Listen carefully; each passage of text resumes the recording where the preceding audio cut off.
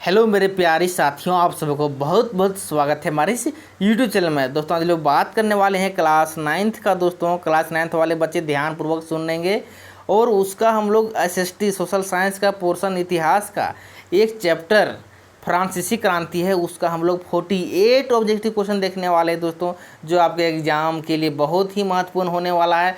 तो प्लीज़ एक बार इस वीडियो को पूरा अंत तक देख लीजिएगा और अच्छा लगे तो प्लीज़ एक बार चैनल को सब्सक्राइब कर लीजिएगा। दोस्तों चलिए हम लोग फटाफट देखते हैं कि 48 ऑब्जेक्टिव क्वेश्चन है क्या। तो समय को बचाते हुए फटाफट हम लोग देख लेते हैं 48 ऑब्जेक्टिव क्वेश्चन, बहुत ही महत्वपूर्ण है दोस्तों।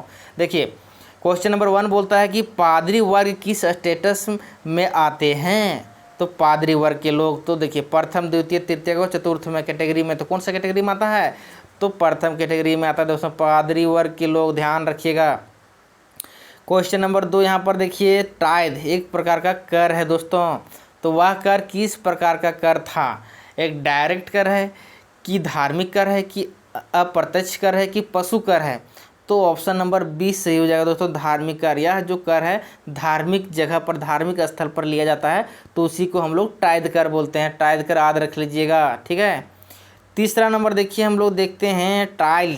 अब टाइल है, एक टाइल भी कर का नाम है दोस्तों, वह प्रत्यक्ष कर है कि अप्रत्यक्ष कर है कि पशु में लगने वाला कर है कि धार्मिक कर है। तो दोस्तों टाइल जो ऐसा कर है वह डायरेक्ट लिया जाता है दोस्तों, उसको प्रत्यक्ष कर बोलते हैं। तो ऑप्शन नंबर ये सही हो जाएगा। नेक्स्ट क्वेश्चन नंबर 4 देखते हैं कि बोले सन 1989 ईस्वी में, और सॉरी सन 1789 ईस्वी में फ्रांस की आबादी कितनी थी दोस्तों। फ्रांस की आबादी सन कब पूछा जा रहा है, देखिए 1789 ईस्वी में बोल रहा है, तो उसमें 1.5 करोड़ थी कि 3 करोड़ थी कि 2.8 करोड़ थी कि 7.5 करोड़ थी। तो ऑप्शन नंबर सी से हो जाएगा, 2.8 करोड़ थी दोस्तों। तो ऑप्शन नंबर सी को सही लगा देना है। अब अगला क्वेश्चन देखते हैं। क्वेश्चन नंबर 5 बोल रहा है कि टू ट्रीटाइजेज ऑफ गवर्नमेंट के लेखक कौन है। ये एक बुक है, उस बुक का लेखक कौन है दोस्तों। तो ऑप्शन नंबर हो जाएगा हमारा ए सही हो जाएगा, जॉन लॉक।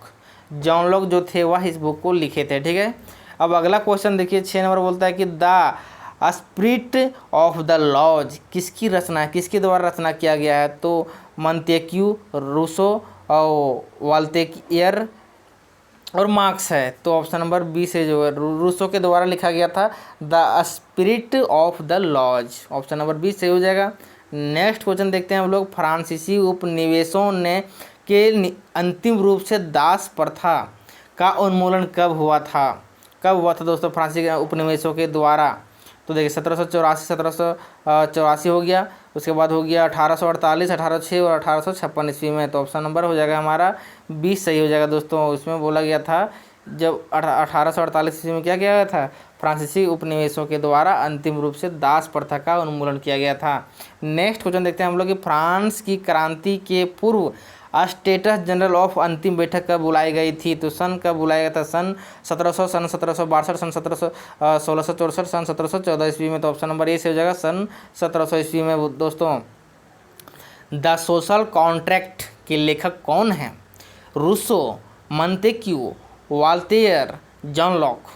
तो रूसो के द्वारा लिखा गया था दोस्तों, ऑप्शन नंबर ये सही हो जाएगा। नेक्स्ट क्वेश्चन देखते हैं हम लोग कि मिराबो और आबे सीए ने किसका नेतृत्व किया था। तो नेशनल असेंबली, प्रांतीय सरकार, क्षेत्रीय आंदोलन और फ्रांसीसी सेना दोस्तों। ऑप्शन नंबर ये सही हो जाएगा, नेशनल असेंबली के द्वारा किया गया था। नेक्स्ट क्वेश्चन देखते हैं, फ्रांस के किस किले की जेल को प्रदर्शनकारियों ने तोड़ दिया था। तो आर्सोवा को, पेरिस को और बास्तिल को और कुजने को। तो ऑप्शन नंबर सी से होगा, बास्तिल को, ठीक है। तो याद कर लीजिएगा, एक बार देख लीजिएगा जरूर एग्जाम देने से पहले। देखिए अगला क्वेश्चन है, 18वीं सदी में फ्रांस पर किस राजवंश का शासन था, किस राजवंश का शासन था दोस्तों। तो बोर्बो राजवंश का शासन था। तो ऑप्शन नंबर ये सही हो जाएगा। हम लोग अगला क्वेश्चन देखते हैं, लुई 16वां कब राजगद्दी पर बैठा था, ठीक है। तो डेट याद रखना है, डेट आपको याद रखना चाहिए 1774 ईस्वी में दोस्तों। ऑप्शन नंबर 20 से हो जाएगा। अब अगला क्वेश्चन देखते हैं, बोले लुई 16वां की शादी किसके साथ हुई। लुई 16वां की शादी किसके साथ हुई थी। तो यहाँ पर याद रखना है एंतोनियत, ठीक है, एंतोइनेत याद रखना है अच्छी तरह से। नाम भी इन लोगों को डेंजर नजर आता है कि नहीं। तो लुई ई से याद रखना है, लुई एंतोनियत, ठीक है। ऑप्शन नंबर ये सही हो जाएगा। 15 नंबर को जब कि एंतोइनेट जो थी वो कहाँ की राजकुमारी थी, किस जगह की? तो याद रखना कि ऑस्ट्रिया की राजकुमारी थी। कहाँ थी? ऑस्ट्रिया की राजकुमारी थी। जिसके साथ शादी, किसके साथ शादी हुआ था? लुईस 16वां के साथ में शादी हुआ था। एंतोनियत कहाँ की राजकुमारी थी? हो गया ऑस्ट्रिया की। डबल क्वेश्चन पूछा आ गया है ना। अगला क्वेश्चन देखते हैं कि लिब्रे क्या है। लिब्रे देखिए, लिब्रे योग एक मुद्रा है। क्या है? मुद्रा। जैसे हम लोग का रुपया चलता है ना, उस तरह से वहाँ पर क्या है? लिब्रे है, मुद्रा फ्रांस की। ठीक है। नेक्स्ट क्वेश्चन देखते हैं कि फ्रांस में प्राचीन राजतंत्र का शासन कब तक माना जाता है? प्राचीन राजतंत्र का शासन, तो उसका डेट याद रखना है 1789 ईस्वी में। ठीक है। 1789 बहुत ही इंपॉर्टेंट टॉप देखिए बन रहा है, डेट है कि नहीं, इसको याद रखना है 1789 ईस्वी। उसके बाद अगला क्वेश्चन देखते हैं हम लोग। क्रांति के समय तक फ्रांस में कितनी आबादी किसान थी? जब क्रांति हो रहा था उस समय तक कितना आबादी, कितना परसेंट मतलब आबादी क्या थी? किसान थी। तो हो जाएगा यहाँ पर 90% आबादी क्या था उस टाइम समय तक? किसान ही था। ठीक है। तो ऑप्शन नंबर ये सही हो जाएगा। और 20 नंबर क्वेश्चन देखते हैं हम लोग। बोला कि फ्रांसीसी समाज कितने स्टेटस में बांटा था? तो स्टेटस देखिए, स्टेटस जो था 3 स्टेटस में उस टाइम बांट दिया था, प्रथम, द्वितीय, तृतीय में। ठीक है। अब नेक्स्ट क्वेश्चन देखते हैं कि कुलीन वर्ग किस स्टेटस में शामिल होते हैं थे? उस समय के लोग में कुलीन वर्ग किस स्टेटस में रखा गया था? ठीक है। तो ऑप्शन नंबर बी में क्या हो जाएगा? द्वितीय स्टेटस में। ठीक है। तो याद रखना है इसको। अब अगला क्वेश्चन देखते हैं। बोला कि बास्तिल पर कब हमला किया गया? बास्तिल पर हमला हुआ था तो वह कब हुआ था? डेट याद रखना है। तो ऑप्शन नंबर देखिए, कुल मिला के 1789 वही डेट आ रहा है। तो अच्छे तरीके से आप बात कर लीजिएगा। अगला क्वेश्चन यहाँ पर बोल रहा है कि फ्रांस में किसानों का विद्रोह कब हुआ था? फ्रांस में किसानों का विद्रोह हुआ था, लेकिन कब हुआ था? तो ऑप्शन नंबर हमारा बनने वाला 1789 ईस्वी। देखिए सब एक ही डेट पर आ रहा है दोस्तों, 1789 ईस्वी में। अलग अलग तरीके से क्वेश्चन पूछा जाएगा। इसी को नेशनल असेंबली कब गठित हुआ था? तो हो जाएगा 1789 ईस्वी में। दोस्तों सब चीज़ हुआ है 1789 ईस्वी में। नेक्स्ट क्वेश्चन देखते हैं हम लोग। तीसरा स्टेटस क्या है? तीसरा स्टेटस क्या है? शीर्षक नाम पैम्पलेट किसने लिखी? जो शीर्षक का नाम था उसका पैम्पलेट किसने लिखी थी? तो मिराबो में, और रूसो ने, वाल्टेयर ने, और जॉन अब्राहम में। तो ऑप्शन नंबर ये सही हो जाएगा। क्या हो जाएगा? मिराबो में। तो ऑप्शन नंबर एक को याद रखना है, मिराबो। ठीक है। अब अगला क्वेश्चन देते हैं कि राजनीतिक प्रतीकों में पेंटिंग किसने बनाई थी? उसका पेंटिंग जो किसने बनाई थी राजनीतिक प्रतीकों की? ठीक है। तो यहाँ पर हो जाएगा ऑप्शन नंबर सी से हो जाएगा, ले बार्बिए। ठीक है। ऑप्शन नंबर याद रखना है। अब अगला क्वेश्चन यहाँ पर होगा कि राजेट दी लाइल है जो ये क्या करता है कि ने किस चर्चित गीत की रचना की थी? वह कौन सा गीत का रचना किया गया था? किसके द्वारा? राजेट दी लाइल के द्वारा। तो वह मार्सिले, मासूल और अंपायर और इनमें से कोई नहीं दोस्तों। तो ऑप्शन नंबर ये सही हो जाएगा। क्या हो जाएगा? मार्सिले। क्या हो जाएगा? मार्सिले। ठीक है। अब अगला क्वेश्चन देते हैं 28 में। बोलता है कि फ्रांस का राष्ट्रगान क्या कहलाता है? फ्रांस का राष्ट्रगान मार्सिले कहलाता है। क्या कहलाता है?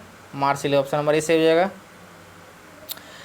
फ्रांस के भूतपूर्व कॉन्वेंट ऑफ सेंट जेकब के नाम पर किसका गठन किया गया?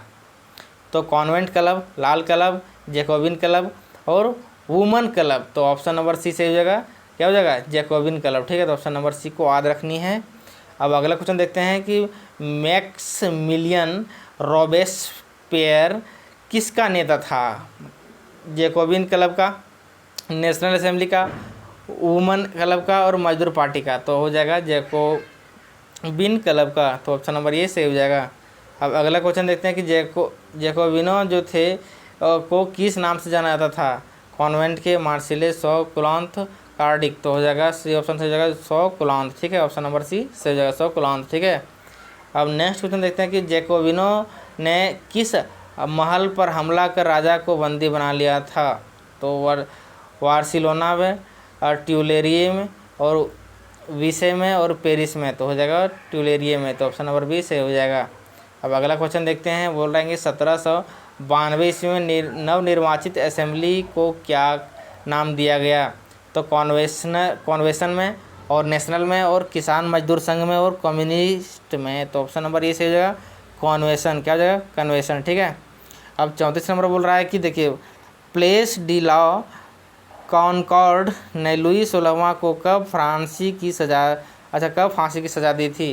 प्लेस डिलॉ कॉनकॉर्ड ने लुई 16वां को कब फांसी की सज़ा दी थी? तो उसका डेट याद रखना है।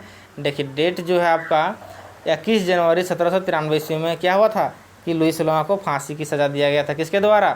प्लेस डिलॉ के द्वारा। अब अगला क्वेश्चन देखिए, 35 नंबर बोल रहा है कि सन 1793 और 94 में के काल में को क्या कहता है? तो स्वर्णिम युग, आतंक का युग और प्रगति का युग और अंधकार का युग। तो हो जाएगा आतंक का युग। उस टाइम जो कहा गया था 1793-94 के काल को आतंक का युग कहा गया था। उसमें आतंक के रूप में पूरा क्या था, सभी देश आतंक के रूप में क्या कर रहे थे, घोटाला कर रहे थे कि नहीं। रॉबेस्पियर को न्यायालय द्वारा सजा देकर गिलोटिन पर कब चढ़ा दिया गया? तो देखिए रॉबेस्पियर को न्यायालय द्वारा तो सजा दे करके तो उसका जो सज़ा दिया गया था वह 1794 ईस्वी में दिया गया था। तो ऑप्शन नंबर ये सही हो जाएगा।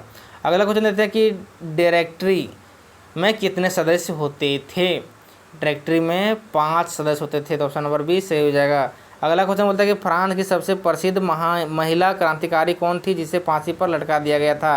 तो हो जाएगा आलमपदे गुंज। ऑप्शन नंबर डी सही हो जाएगा। अब अगला क्वेश्चन बोल रहा है कि दासों की मुक्ति का कानून कब पारित किया गया? देखिए तो उसका जो सही आंसर हो जाएगा 1794 ईस्वी में। तो हो जाएगा ऑप्शन नंबर डी सही हो जाएगा। अगला क्वेश्चन बोल रहा है कि सहारा रेगिस्तान में के दक्षिण में रहने वाली अफ्रीकी मूल के दासों को क्या कहा जाता है? तो क्या कहा जाता है? तो हो जाता है निग्रो कहा जाता है। क्या कहता है? निग्रो। ठीक है, तो ऑप्शन नंबर ये सही हो जाएगा। अब अगला क्वेश्चन यहाँ पर देखते हैं हम लोग। यहाँ पर बोल रहा है कि संविधान का निर्माण कब संपन्न हुआ? कब संपन्न हुआ था? 1765, 1765 और 1772, 1791, 1789 ईस्वी में। तो ऑप्शन नंबर सी हो जाएगा 1791 ईस्वी में। ठीक है। अब अगला क्वेश्चन यहाँ पर फ्रांस एक गणराज्य कब बना? फ्रांस एक गणराज्य कब बना था? तो सन बना था 1792 से 93 के ईस्वी के मध्य है कि नहीं। तो फ्रांस एक गणराज्य बना। ऑप्शन नंबर सी सही हो जाएगा। अगला क्वेश्चन बोला कि जैकोबिन जो था गणराज्य का पतन कब हुआ? जैकोबिन गणराज्य का पतन कब हुआ? उसका जो सही आंसर हो जाएगा 1792 ईस्वी में। मतलब ऑप्शन नंबर सी सही हो जाएगा। अगला बोला कि फ्रांस एक डायरेक्टरी शासन कब प्रारंभ हुआ? 1790, 1793, 1789, 1795। मतलब ऑप्शन नंबर बी सही हो जाएगा 1793 ईस्वी में। ठीक है। अगला क्वेश्चन यहाँ पर बोल रहा है कि नेपोलियन कब फ्रांस का सम्राट बना? नेपोलियन कब फ्रांस का सम्राट बना था? तो हो जाएगा ऑप्शन नंबर डी सही हो जाएगा 1804 ईस्वी में। अगला बोल रहा है कि वाटरलू में नेपोलियन की हार बक हुई, मतलब हार बक हुई तो कब हुई थी? तो सन 1815 ईस्वी में। ठीक है। अब अगला क्वेश्चन देखते हैं कि नेशनल असेंबली का चुनाव किस रीति से होता है? अप्रत्यक्ष होता है, मनोनयन होता है या इनमें से कोई नहीं होता? तो हो जाता है अप्रत्यक्ष रूप से होता है। ठीक है। तो नेशनल असेंबली का चुनाव। अगला लास्ट क्वेश्चन है कि बोला कि लामी द पप्पल नामक पत्रिका संपादक कौन था? तो वाटलेयर था, जिया पॉल मरा था, जॉन लॉक था, किम जोस था। तो ऑप्शन नंबर बी सही हो जाएगा, जिया पॉल मरा था। दोस्तों केवल देख लीजिएगा, आंसर देख लीजिएगा। ठीक है। आपको ज़्यादा कुछ करने की जरूरत नहीं है कि एग्जाम में पता नहीं होता कि कहाँ से ऑब्जेक्टिव टपका जाता है। ठीक है। तो चलिए हम फिर मिलते हैं नई वीडियो में।